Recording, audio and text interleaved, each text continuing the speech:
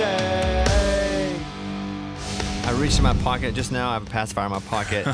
Like right as the song was playing, I was like, oh no. My wife probably brought two. But we were coming up here today. I try now to leave when I do the radio show. We work there all morning. And most of the time I would just go from there and drive over here. Not go home. But now that we have a baby, I try to go home for a little bit of time.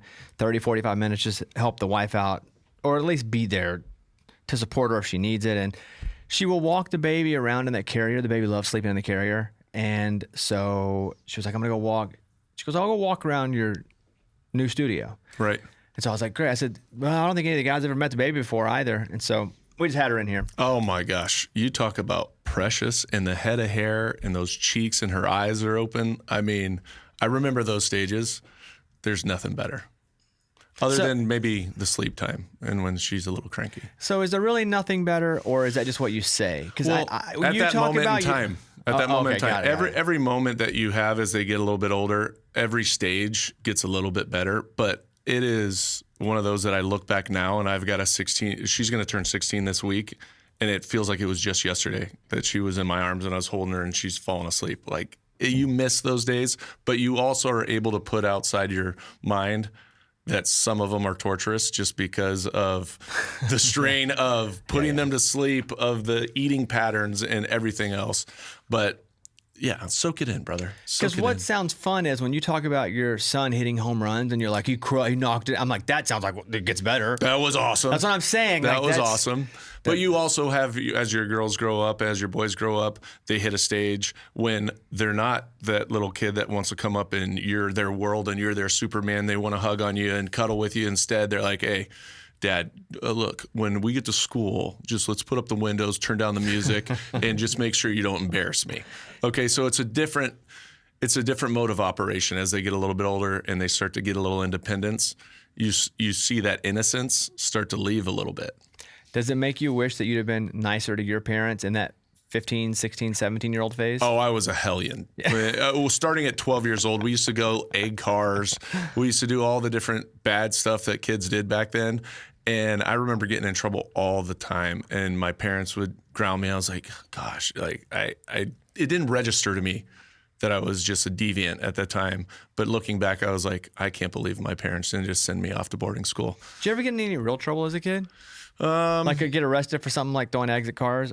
I didn't get arrested. So we were at a Dodger Stadium game, and I was with three of my buddies. I wasn't even driving, and we picked up some beer beforehand, drank some beer, went to the game, and we're leaving Dodger Stadium. We missed the first entry point on the freeway, so we had to go down, and we're in Echo Park, and there was this guy walking down the street. His pants were sagging like down past his butt, and I, of course, my dumb ass puts the window down and says, hey, where you from?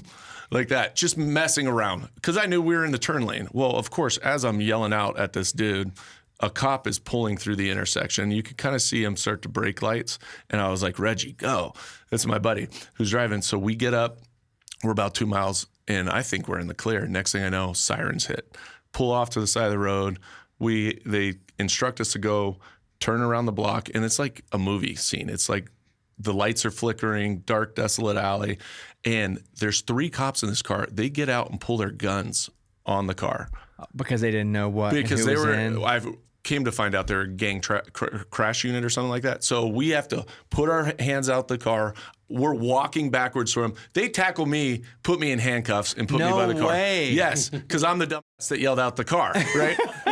So they then all of a sudden bring my buddies out. None of them get handcuffed or thrown to the ground or anything like that. They get lined up. They find the beer. They make them throw it out. And the guys are coming up to me, is this going to be your first night in juvie hall? I was like, what did I do exactly that was so bad? But I think that they're just proving a point, helping me learn a lesson. Long story short, after all this goes on, they let those guys get back in car. And I really do, at this point, I'm convinced that they're taking me into juvie hall. Like, I'm like, what is going on? Finally, the guy undoes my handcuffs. I can't believe you were handcuffed, by the way. That's crazy. That's crazy. For 15 minutes. And I was sitting in Red Ants, and I told the cop, and he says, oh, just shut the F up. I was like, oh, God, dude, I'm in serious trouble. Long story short, minor consuming alcohol. Give me a ticket. We go home. I go to the court date. It's in Echo Park. Walk in, and I think I'm going to get to give my sob story. Wrong element of guys, this and that. These guys were all my best buds, but I had to throw them under a bus to get out of trouble. Didn't get to say a word. This old guy looks at me and goes, okay, minor consuming alcohol, your license is suspended for a year. You have to pay $350. You have to go to a drug rehabilitation class. Drug rehabilitation class, guess where that is? In Echo Park. I go in, there's 10 people at a round table. First thing you have to do is introduce yourself and tell them why you're there. I mean, first dude gets up, says, my name's this, that, and the other. I took PCP and stole a car. Next guy says, I had an armed robbery while I was How on old were you? Dude, I was 16, Oh just turned 16, just got my license. So they're going around this room, and these dudes look hardcore. I mean, you talk about like the teardrop tattoo, necks. I mean, they look the part. And then they get to my dumb ass who wore like a polo shirt, trying to think that polo shirt and like khaki shorts. And the next thing you know, they get to me, and I'm like, yeah, my name's Matt Cassel, and I was minor consuming alcohol, and that's why I'm here. And they start cussing at me in all different languages and stuff. We literally had to sit there the entire day. I don't think one of the conversations was about alcohol abuse. It was all about what these hardcore drugs, heroin, coke, the trade, what it does, how it impacts you. And I just was sitting there sucking my thumb. Were you scared straight?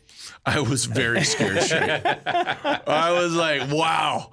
Never thought having a few pops before a Dodger game was going to get me in this situation. But you could only imagine how fulfilled my mom was at that point. Because she liked that you went through that hardcore. No, she hated the fact that I even got to that point, that I was stupid enough to be in a car and doing all that. So she's like, yeah, you actually get what you deserve. But yeah. I had to have my mom drive me to the class. Because you didn't have a license for a year? For a whole year. They literally just said, and I just got my license. Because you yelled at a dude. Because I yelled at a dude. But then you had been drinking. Yeah, I think they would have let me go if they didn't find any beer or anything like that. But because I fessed up when they found the Coors Light in the back of the car, and they made them throw it out, they're like, all right, be serious. Were you guys drinking? I was like, well, I only had 2 or 3 beers, this, that, and the other. And he's like, all right, minor consuming alcohol, boom. Did any of your other friends get in trouble at all? Not at all. Dude, I was even driving. I mean, nobody got in trouble. Everybody You weren't driving, no fights. Nothing. You just admitted it. Would you, if you were to go back, would you say, nope, I hadn't been drinking? I think I was so frazzled at that point, being handcuffed and tackled. I can't believe you were handcuffed. And put by the car and being threatened with juvie hall, that I was like, man, I'm just going to tell you, I'm innocent other than I had a few beers. And so. The handcuffing thing's wild. I've never been handcuffed. Anybody? Yeah, one time. Really? Yeah. Kevin, yes? Yeah. What'd you do? Short story of it is got in a fight with a few friends. Cop showed up. We all took off. And I'm running, and all of a sudden the cop was chasing me. And then I hear, as I'm hopping a wall, I hear him say, get down. I got a taser pointed right at your back. That would have been awesome if you got tasered. Did he have one And on I you? said, as soon as he said that, I said, I'm done. I'm coming down. So I did not want to get tasered at the top of a fence. So I came down and then sat in handcuffs on the curb, waiting for them to do all their work. I didn't get in trouble, but I did get handcuffed. Just never got taken in or anything. Yeah, that what was did they old tell you when school. they let you go? They said basically, I was probably about Castle's age, 16. They basically said, just stop being an idiot. And they arrested one of my buddies because he's the one that got in the fight, and he drove off and got a DUI. But everyone else, they just kind of let us go, have our parents come pick us up, and we were good to go. You had to call your parents, though? Oh, yeah. A couple times I had to do that. Yeah, How'd that go? Not fun. No. The silent treatment is what I got on the way home. Yeah, I just got a good, verbal lashing. And it just so happened that before the court date, I was driving my brother over to his girlfriend's house, and I was speeding 54 and a 40, get pulled over. I remember we had a VW Bug that I was driving, and the cop pulls up. Well, my mom unfortunately had not done the insurance recently, so I didn't have insurance. And I had a paper license that the other license hadn't come to our new house yet. So he's told me, well, you're driving with an expired license and you don't have proper insurance. We're going to impound your car. I had to walk down to the McDonald's and call my mom from a payphone and tell her, hey, Mom, I know I just got that other thing, but also your car just got impounded. Wait, so they ended up impounding the car? They impounded it. I thought they were threatening you. I didn't know they actually impounded it. I literally had to sit at the McDonald's with my older brother, dude. I thought that was a threat. No, literally impounded the car. Took it, and I watched it get on the tow truck and leave, and I was just like, oh my God, I'm in so much trouble. I couldn't do anything for months. I'm jealous of those stories. I'm sure at the time it wasn't fun. But you know what I did as a kid? I read freaking books. That's what I did. And I don't have good stories. I'd love to hop in and be like, oh, you'll never believe it. One time I was climbing the fence. We were burglarizing a house. And I don't have any of that. I got nothing. I bought encyclopedias one at a time at the freaking grocery store and read them. Yeah, they're funny now, but you definitely at the time. At the time, yeah, you're just sitting there going, oh boy, this is not good. Yeah, so there was quite a few of crazy stories growing up where I was just like, I can't believe I did that. And then I think about my kids, and I can't imagine any of my children being in those type of situations. A lot of other situations that I was in when I was that age. But could your parents have imagined you in those situations? Probably not. They probably gave me too much credit for being a good kid, which overall I'd say I was a good kid, just had a wild side, and there was a lot of opportunities to go off the reservation. One other kid question. When did you know like your girls were going to be athletes? Not because they wanted to, but because you would notice hand-eye coordination or speed, et cetera. That's a great question. It probably was around 4 or 5 when you start to see that, oh, they can catch a ball, or you'd put out the little plastic golf ball and see if they could hit a golf ball or do anything like that. And that's when you kind of started to see, oh, they've got some hand-eye coordination. Now, you really don't know until they grow up a little bit more, where you start to see them compete against other kids, because so much of this now is specialized. Like, there's kids getting private lessons at 7, 8, 9 years old. Well, they'll accelerate early, but it might cap out at a certain point, and then maturity catches up to them, right? But yeah, I think at a young age, probably 4 or 5, you can tell that they've at least got a foundation of athleticism. That's too long to wait. The thing that my baby now is 7 weeks old, and she can just now do an 11-minute mile. And so it's a little slow for us. We're going to get her a running coach. Yeah, get her a running coach. Yeah, around 12 weeks, we expect the running coach to be, they're going to live with us. Yes. It's gonna, I really want this. Conditioning. Yeah, I want this. Stay away from the hills, flat land. Yeah. Okay. You want to talk football or no? Let's talk some football. When you go to minicamp and everybody is a rookie, is that like freshman orientation? Absolutely. Because I went to college and it felt a little safer because everybody else with me was a freshman, and we all knew we were going to get pounded later, or it was going to all the upper.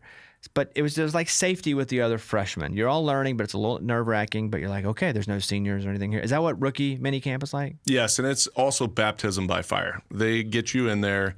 They bring you into the locker room.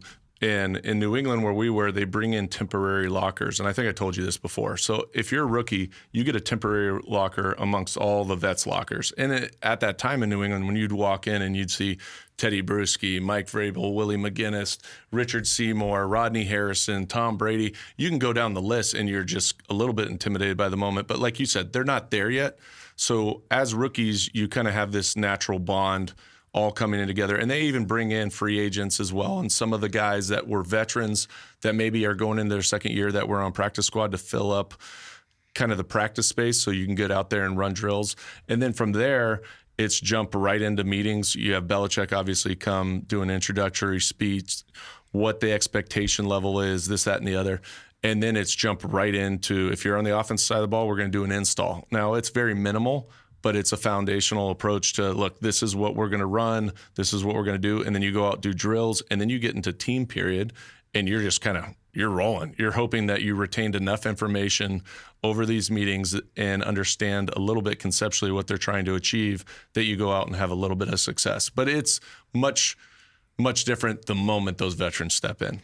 At rookie minicamp, is it an understood hierarchy, though, of the first round, second round, third round draft picks versus the free agents, the later round picks? To a certain extent. I mean, because usually when you all come in as rookies, they draft to needs and wants. And a lot of times those needs were, it could be an offensive lineman, Logan Mankin. Mankin's our guard, all-pro, maybe potential Hall of Famer, was our first round pick. We had a guy, Ellis Hobbs, who was a cornerback. So we had a bunch of different guys from different positions. And so you're not necessarily competing with them, but you also understand, hey, this guy's got status. He's a good player. He's a first rounder. Like Logan was my roommate in camp. So we'd hang out all the time, but great guy. We were both on the same side of the ball, but they're also going through the same struggles because really it's about how much knowledge you can gain over these installs and how you're able to apply it, because the biggest part of rookie minicamp is understanding the system and then getting a feel when you're watching the film of Tom Brady doing it, of how it's applied, right? And so you just start that learning curve. I was watching some of the Raiders camp and watching Fernando Mendoza, and I think one of the, I won't say struggle, but one of the things he's dealing with now is that he was in shotgun the whole time. Right. And now he's having to be under center. I think around 75% is what they said. And it's so different for him that him and a rookie center or two are in the hotel away from the facility. Like they got all the reps in the facility. They got extra reps in, but they're just snapping the ball. Is it that different to take snaps under center when you've been just in shotgun for the last couple of years? It is, because it's such a feel thing. And then also so much of playing the quarterback position, especially in the pass game, is your footwork. So when you're in the gun, say you have a 3-step under center. So you're taking 3 steps like in the short game and stuff like that. In the gun, it's usually a catch and gather. When you're throwing on rhythm on the outside, it could be a speed out on the outside or what we call a stop route, 9 yards, turn around, and the ball should be out. But it's 5 in rhythm, let the ball go.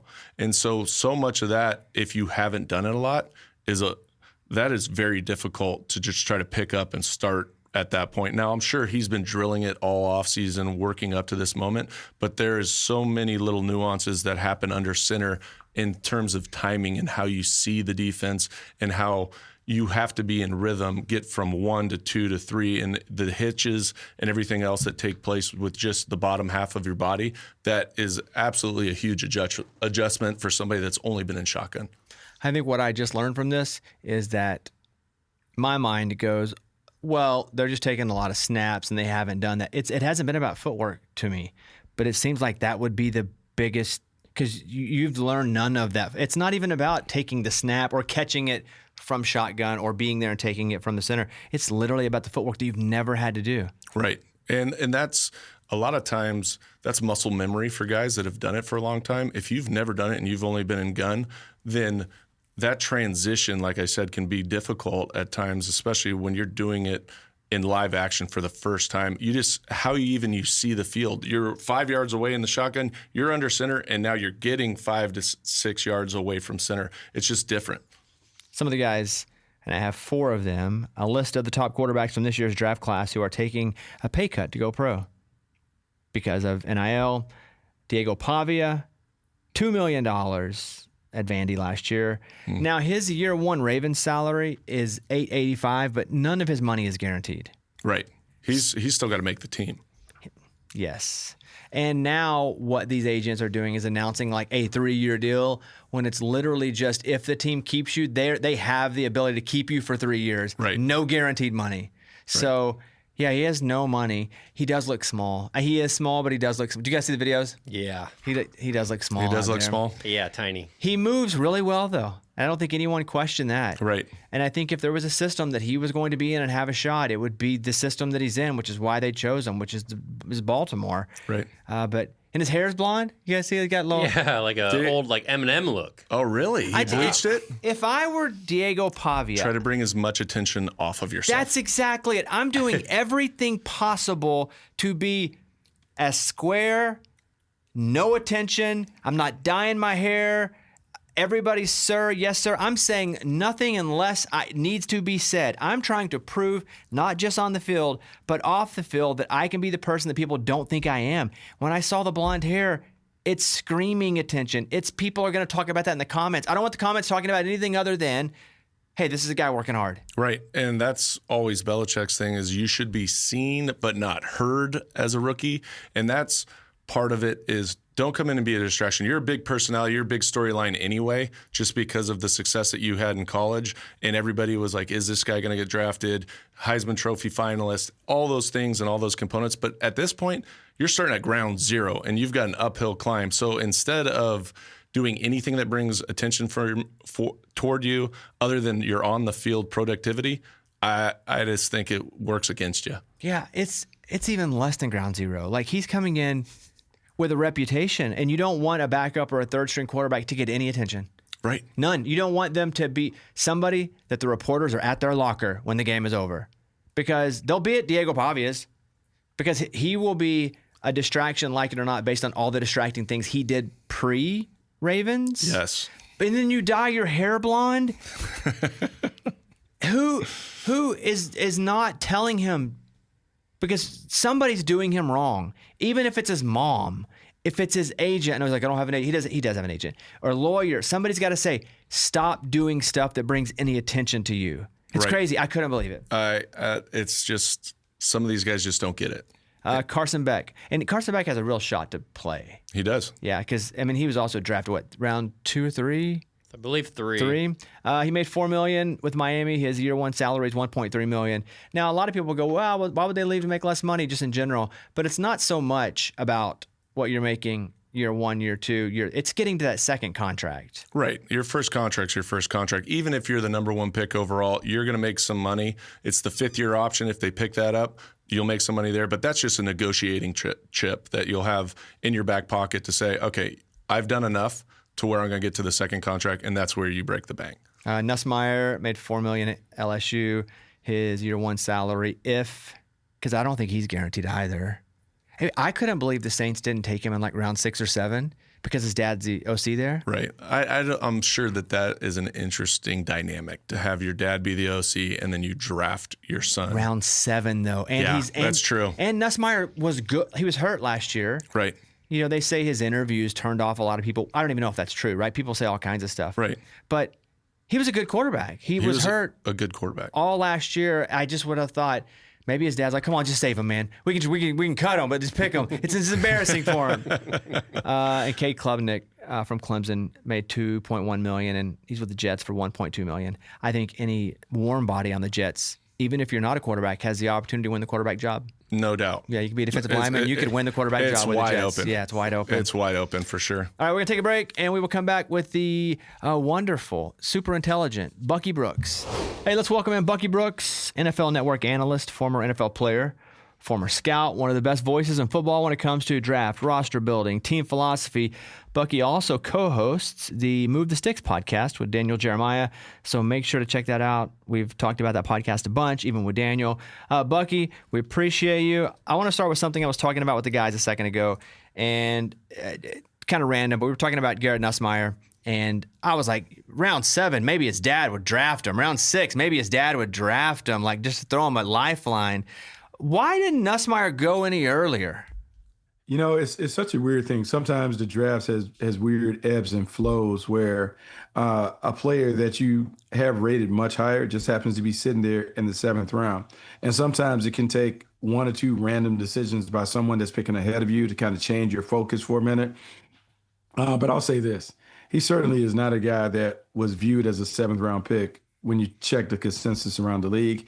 To me, and I think this is true of all former players, if you ask them, would you rather go higher, go to the right spot? You'd rather go to the right spot. And I think for him, he might have landed in the best landing spot in terms of his own individual development and how it can play out and really help his career going forward. Bucky, now that the dust is settled, who would you say were some of the big winners in this year's draft, and maybe a few teams that you'd think you'd consider them losers? Yeah, that's tough. I would say this. I would think the first team off the rip that people are talking about would be the New York Giants. And I think this is part of a bigger thing where they've kind of made over their team from a cultural standpoint, inside out. One, you get a coach in John Harbaugh who has done this for a long time. He's been a Super Bowl champion. He's probably motivated given some of the noise that came out of Baltimore when he left. You look at the players that they were able to pick in the draft. You think about Arvell Reese coming over, Francis Mauigoa helping them out on the front line. They get Colton Hood, who is a terrific player on the corner. And then even Malachi Fields, their 3rd-round pick, should be someone that helps. You think about what they have defensively. They have a dominant defense in the works.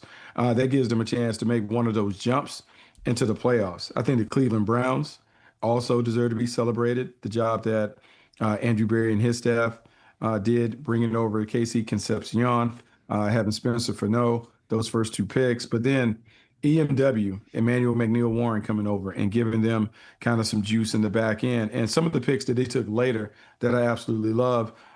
Joe Warrior, the tight end from Cincinnati, was a transfer to Ohio State. I think he gives them another playmaker to work around. They have 2 tight ends that they took this year. And then let's talk about Taylor Green, 6th-round pick, super athletic, does a bunch of things that can make it happen. I think the teams that people have said losers, I don't really refer to them as that. I would say some are questioning. I would say, obviously, the team that people are always talking about is the Jacksonville Jaguars. I'm close to that situation, so I understood what their intent was. They would tell you that they're trying to find Duval DNA, cultural fits. And so they took a tight end in the 2nd round that many people didn't have at that point. But if you look at the draft, there's a run on tight ends that went right after that. And so that's one. I think when you go and look at the San Francisco 49ers, that's another one that has been questioned. People talk about, why would you take Stribling at the top of the 2nd round? He wasn't viewed that high, even though I had a bunch of people tell me that he was going within the next 10 picks. They take a running back, Kalen Black, who some people didn't favor. So the thing about all of this, it's all subjective until we see him play. The one thing that we never know on our side is, what is the plan to utilize them? What were they looking to do? What are they looking to become as a team? And how does that player fit into the fabric of what they do? All those things kind of matter more than when the players are picked and how they're picked. But I would say there's certainly some controversial or some questionable picks that were taken that have been the conversation. Here we are, a week and a half, 2 weeks past the draft. How do you feel about the Raiders quarterback situation, and how does that decision get made? As in, you got a great rookie. When does he play? Does it depend on how good the Raiders are playing? Yeah, no, that's interesting because we go all the way back to number 1 overall pick. As much as we talk about the quarterback development in the league and how it is always better when they sit, we haven't seen one since I think Carson Palmer, 2004. Like, that just doesn't happen in our league. Not a number 1 overall. Now, if Kirk Cousins can play and play well, look, it's to Fernando Mendoza's benefit if he can sit and kind of just slowly acclimate to the game. Kirk Cousins had his best seasons of his career under Clint Kubiak, first as a quarterback coach, then as a bit of an offensive coordinator when Kevin O'Connell was there. That said, the natives are restless when it comes to wanting to see the number 1 overall pick. I think a lot of it would depend on Fernando Mendoza. If I am the Raiders, I'm giving him a heavy workload in preseason, enjoying practices to see how he handles it. And if he shows us that he can handle it, he's going to play sooner rather than later, regardless of what Kirk Cousins does. Are you one of those people that believe that starting a quarterback maybe before they're ready is the right approach, or do you feel like it's just the nature of the beast at this point? I would say normally the player in me would say, like, the only way you really get better is by playing. But I also know that once you put the quarterback out there, the noise is loud if he doesn't play well. And I would say the difference now is we don't give young quarterbacks, an opportunity to grow through their struggles. And if it's so overwhelming early, it's not about him losing confidence or the team losing confidence in him. The noise is so loud that do you have the gravitas to just stick with the process and say, hey, man, it doesn't worry. We're not worried about what it looks like now. We're worried about down the line. Most people don't have that. So you kind of want them to be ready to go. And if you could put him in more of a managerial role where, look, the team around him is good. He doesn't have to throw it 30 times. You can kind of ease him into it. But that's pie in the sky stuff. Once they play, the clock is on because everyone is going to make a judgment right away if he can or if he can't play. Internet's trickling a little bit about Patrick Mahomes and his health. Seems like he may be pretty healthy. Like, if so, Adrian Peterson style, you think he plays early? Science is amazing. To think about, like, tearing the ACL, and they're talking about him being ready for minicamp, that's bananas. I would not put him on the rush to get on the field. I would really try to help himself, like protect him from himself so he doesn't go out there too soon. But I know this, it's going to be tough to stop him from playing if Patrick Mahomes, one, shows that he can protect himself, he can run around and do the things that he needs to do at the position, and if he is adamant about playing, it's going to be hard for the Chiefs to keep him on the sideline. Talking about Kansas City, they went heavy defense in this draft. Do you have any concerns that they didn't address that offensive line from last year? Yeah, I mean, I know that was a big thing. A lot of us had talked about right tackle being a concern, particularly after they let Juwan Taylor go. I think for the Chiefs is this, they probably believe internally Patrick Mahomes and a big-time running back solves a lot of their issues. If we really pinpoint the offensive struggles, one, you lost the ability to push the ball down the field when Tyreek Hill left. But part of the reason we really lost that is because the running game doesn't force the defense to respect it. So all those teams that are playing too high looks, they didn't have a runner good enough to force them out the look. And that's no disrespect to Isaiah Pacheco and Kareem Hunt and those other guys that played it. If Kenneth Walker is effective enough on the ground, then it changes the way the defenses play them. And either they're going to get run through, where Kenneth Walker is going to chew up a bunch of 100-yard games, or they're going to drop somebody in the box, and then you get the one-on-one coverage on the outside that you want. To me, this is about Eric Bieniemy and Andy Reid being committed enough to the running game to force defenses to make tough decisions on, would we rather die a slow death, or are we willing to like drop somebody down and say, hey, we're not going to allow them to run all over us? In the past, when teams would play that in their prime years, they would run it successfully up and down the field. Of late, they haven't been able to do it, and so people just sat back in that umbrella coverage. You've been able to do it on different levels, player, scout, analyst, so I think you'll have good perspective into this next question. It does feel like the organizations that win a lot most of the time, and those that don't lose a lot most of the time. What's the through line on the good, consistently winning organizations? What you said, consistency. Consistency is in everything. Consistency in your approach, consistency in your preparation, your process. Normally, the great coaches that I've been around, they stay the same, good, bad, or indifferent. They don't waver. They believe in what they believe in, and they have a way of selling it to the team that the team believes in it. Whether that was Marty Schottenheimer, whether that was Marv Levy, Tom Coughlin, John Gruden, Mike Holmgren, all of those guys deeply believed in what they were doing. And I would say the other part of it is complete alignment from top to bottom, meaning the general manager and the head coach are in lockstep. They understand what kind of players they're looking for, what they want, and they don't waver. When the noise on the outside is loud, they double down and go even harder and recommit to what they believe in. When you're talking about the front office and a GM, the scouting department, what separates somebody like the Howie Rosemans of the world or Brett Veach in Kansas City? Do they do it differently than other organizations?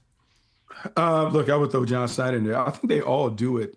You kind of do it the way that you're brought up, right, in the business. So a large part of like how you played as a player, your preparation process came from your formative years, whether it be in New England or going on to Kansas City. Like you kind of have your thing. And the same thing when it comes to being a general manager. I played in Green Bay. I understand a lot of the Ron Wolf stuff. So the way that John Snyder does it is very similar to the way that it was done in Green Bay. You put your own spin on it, but it's very, very successful. Howie took some of that he learned from Andy Reid, which was a big part of the Green Bay stuff, and he put his own spin on it. I think you have to have tremendous confidence in what you're doing. You have to have a clear vision for how you want your teams and your players to play and what kind of players are needed to play that style. And then you have to have a coaching staff that, one, you're in lockstep with, two, they're committed to developing the players. The secret sauce in this league is not talent acquisition, it's talent development. How do you develop the players when you get into the building? We have all played where guys come in and they leave the same way that they were when they came in skill level. But then we've seen other teams take a lesser player and he plays as a much higher level because of the extra commitment to practice and the details and the fundamentals. Look, it takes a village, but everyone has to be on the same page. And I think the general manager has to know exactly what the head coach wants, and he has to be able to make sure that they not only bring the right players in, but they challenge the coaches to develop the young players so they get better. These rookie minicamps are opening and have opened in the past week.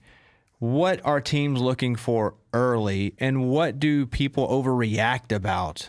Well, I think the first thing that you're doing when you're a scout and you're not a high-ranking scout, when you're a scout, the first thing is the players that you bring in, man, you want them to at least look like the guy that you saw on tape.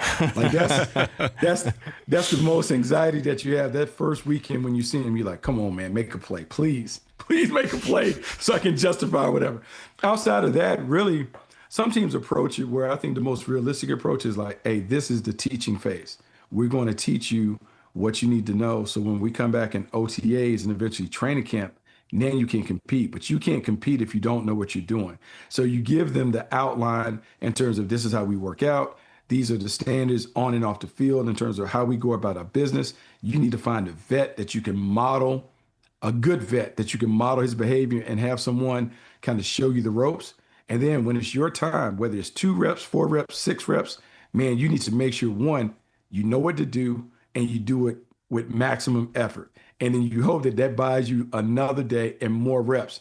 But ultimately, man, we talk about the game. The game is a meritocracy. No matter how we spin it, you have got to be able to perform when you get your opportunity. And it doesn't matter what team you're on and how many reps you're given. You better make the most of them. If you were to make a prediction on the first rounders that all got drafted in terms of their organization and system fit, who do you think is probably set up for success, the most success early in their career? It's funny, right? Because scheme fit is everything when it comes to it. And I look at the Ravens, Venga Ioane, the guard from Penn State. He just screams Raven to me. And it's something about when you look at him and you look at the way that he plays and the way that they want to play, how they want to bully people at the point of attack, that works. But I will also say, look, man, I think Fernando Mendoza lucked out. I had a lot of questions about him coming in and whether he could take it over, whatever. I would say that Clint Kubiak and the system is perfect for him. It alleviates some of the pressure on him. The stretch bootleg misdirection passing game works for him. The way they're going to be committed to the run game. I think he certainly is the beneficiary of a scheme that matches how he needs to play, given his skill set. And there's some other guys. I love Ruben Bain going to Tampa Bay. I like Mansour Delane playing in Kansas City. To me, this was one where I don't think people were out of pocket in terms of like matching the players with the fit.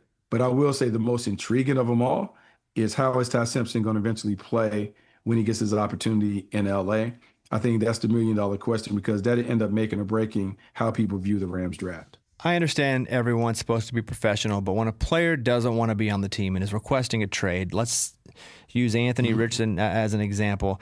Is there awkwardness in the building with that, or is it everybody just gets it? It kind of depends on how good the player is. I would say that if Dexter Lawrence requests a trade from the Giants, the panic around the building is a little different because you're talking about a Pro Bowl player. Anthony Richardson requesting a trade, people are probably looking around like, who cares? Like, I'm just saying, like, just what it is given how he's performed. It's a performance-based business. And if the team believes that you can play at a high level, they can live with that and they'll chalk it up to, hey, that's business. We'll stay out of it. But if you're a guy that hasn't played or hasn't kind of earned the right to be that guy, they just kind of go on and move on. Like, the locker room would tell you exactly what the team feels about a player, the way that they react to those situations and circumstances. In your opinion, how long does it take to truly validate a draft class? Because obviously we're talking about all this stuff, but is there a time period that you'd put on it? Yeah, it takes 2 to 3 years to really know if people can play.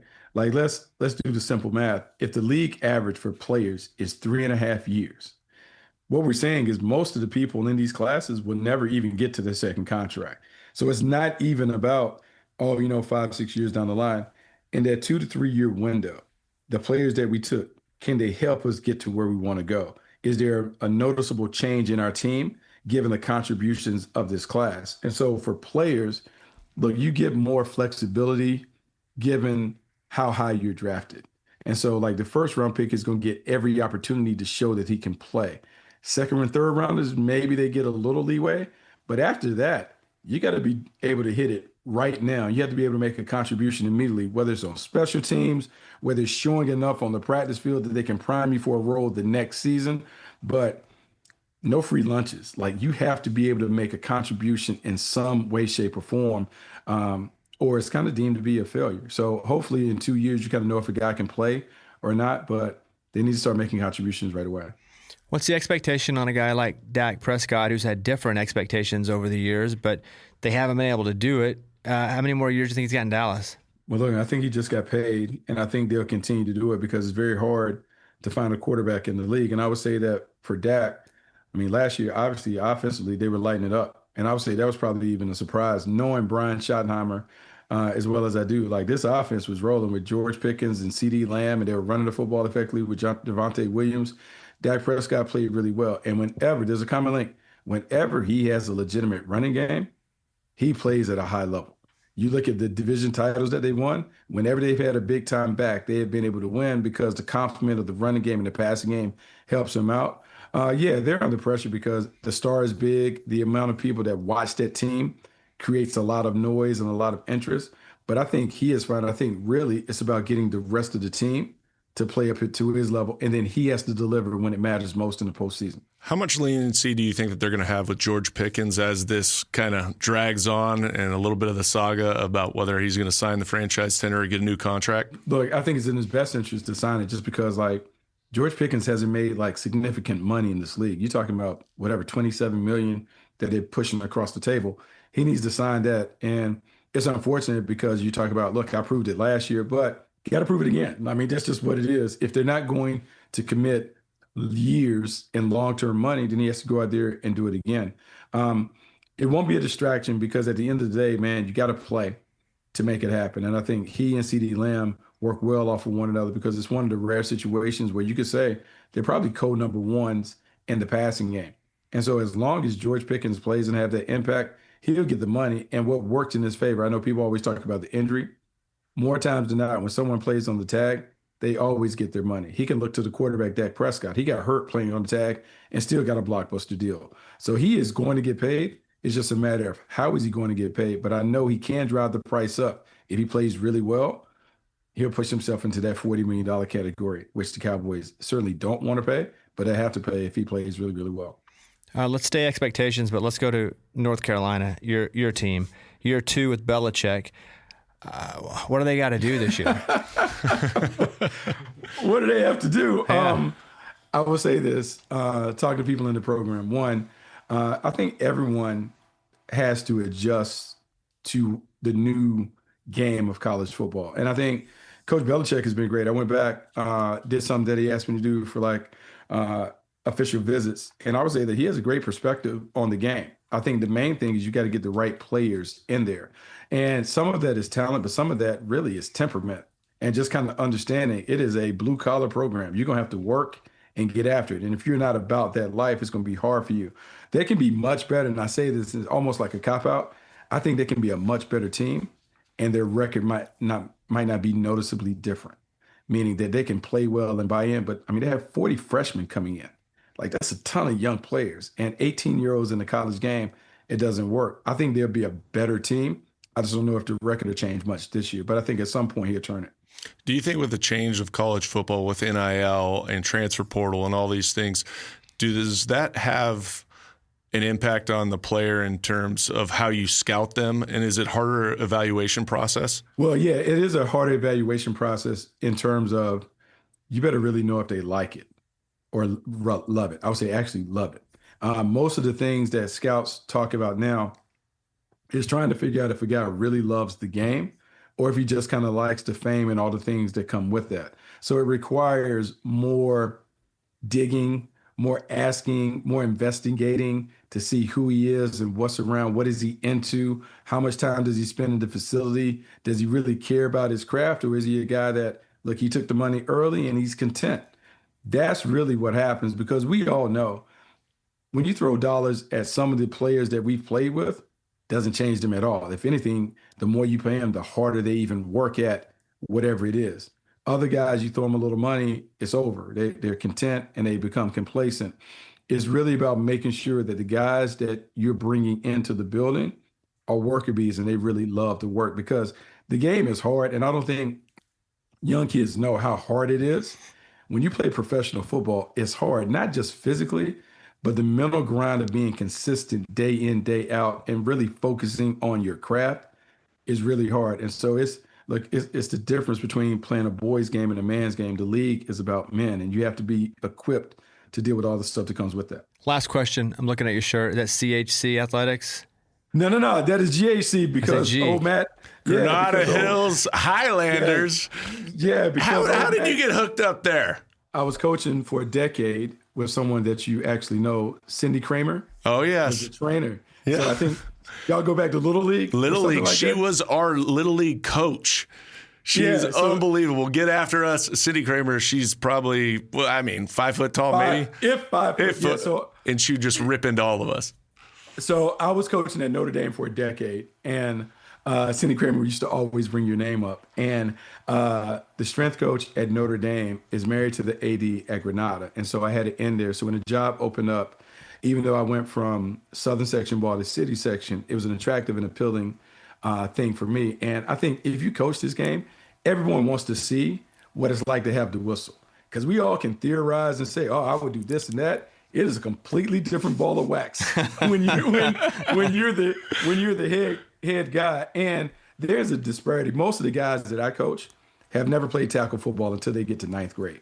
And so it is a bit of I would say a passion project to teach a bunch of young kids who haven't played how to play, but to do it with the expectation, oh no, we're gonna win. Like we gotta figure this out. We still have to win. We may have to do it differently, but no, it's been a lot of fun. And as Matt knows, as a CF champion, we won the city in 2022. There's nothing like winning, and there's nothing like kind of being celebrated as being the best. And so it just drives all of us to do what we can when you got a bunch of new kids to do it. Did you beat my Chatsworth Chancellors? I mean, yeah, we're in the same league. We have to. Dang it. We have to beat them. But they won the title a couple of years ago, and it brought back the old. I mean, you may not know that, but you're over there with a city section legend. Like Matt Cassel he's a city section legend. I don't know about that, but I don't want to curse on the program. Yeah, to do that. No, it's cool. It's been great. Like coaching and playing in the city has been a lot of fun. I look forward to it. It's one of the best things that I do. Everybody, check out the Move the Sticks podcast. Bucky and Daniel Jeremiah. They're great individually, awesome together. You guys do a great job on the podcast. We really appreciate the time and just the knowledge. I hope you have a great rest of the day, Coach. Hey, thanks for having me on, guys. All right, thanks, Bucky. Coach. All right, anything you're dying to talk about before we go? Not really. What do you got? But I do have something. Do quick. I know you got like Browns 8 things. QB competition. Who's going to start week 1? Deshaun Watson. He's back in the fold, but hasn't played a full season in 3+ years. But also, what does that say?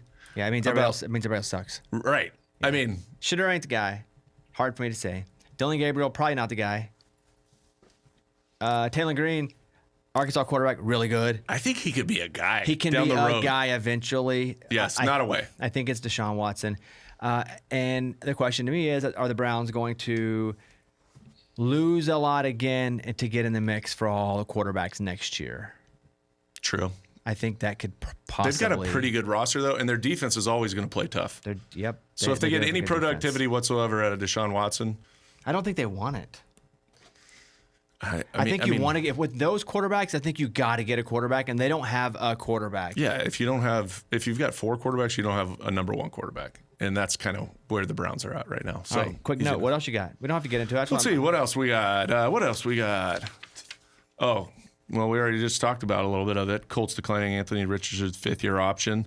Potential trade partners for him. Okay. Don't say the Browns. Don't say the Browns. Where would he want to go? Right, 49ers. Okay, he only should go to a place where he's not going to start, where he doesn't think he has a chance to start, where he should be developed like a 49er or a Minnesota. Yes, that's I where had those two on the top. That's where you go. You can now tell by the Sam Darnold. We could go through the quarterbacks that just did this. Right. Go somewhere where they can. He never was fully developed. He wasn't developed out of Florida. No, he only played 1 season. He didn't really get a chance to develop with Indianapolis. They sucked, and he was hurt. So yes, you go to one of the teams that can develop you as a backup. And I feel like that's the only way you resurrect your career, because you have to go learn how to be a professional and play that position at a high level from people that have been successful doing it and can develop quarterbacks. You just hope the ego doesn't get in the way. I can understand if you really think you're that and you're going, I want to go somewhere where I have a shot to play right now. It's probably an organization that's not going to give you a best shot at a long-term career. Right. Because those teams are not going to win if you have a shot to actually play right now. Right. They're not looking at him right now to come in and be a bridge guy or anything like that. Yeah. They're looking at him strictly to be a backup and develop. San Francisco, Minnesota. Try to get the backup spot there. Try. Anthony, that's our instruction here on the Bobby Bones podcast. This is not the Bobby Bones podcast. I know, but Matt Cassel's here too. How about that? It's literally not. Give me one more of your headlines. All right. We just saw your beautiful daughter a little while ago. Okay, you're a huge Arkansas fan. Would you allow her to go to a school down the road like Texas? Oh no, Texas is a no. See, but what about if it's her dream school? No, She wanted to study. It won't be a dream school. It won't be a dream school. No. Like the big deal was Maurice Jones-Drew just came out. His son is following his footsteps, going to UCLA. But then we had to pivot there, and I think about my kids going somewhere else. And I wanted to ask you that question because you're a diehard. I'm not going to say absolutely no to every other school, just not Texas. What is another school that you may allow her to go to? Anywhere in the SEC? Yeah, sure. I would love her to go to Arkansas. My wife, I was talking to her last night. She says to me, and I think my wife has wonderful awareness of the situation. She says, you love Arkansas because you grew up in Arkansas and that's what you had. She's a massive Oklahoma fan. She grew up in Oklahoma, her parents. She goes, our daughter is going to grow up in Tennessee. So it wouldn't be crazy if she wanted to go to Tennessee. Or Vandy.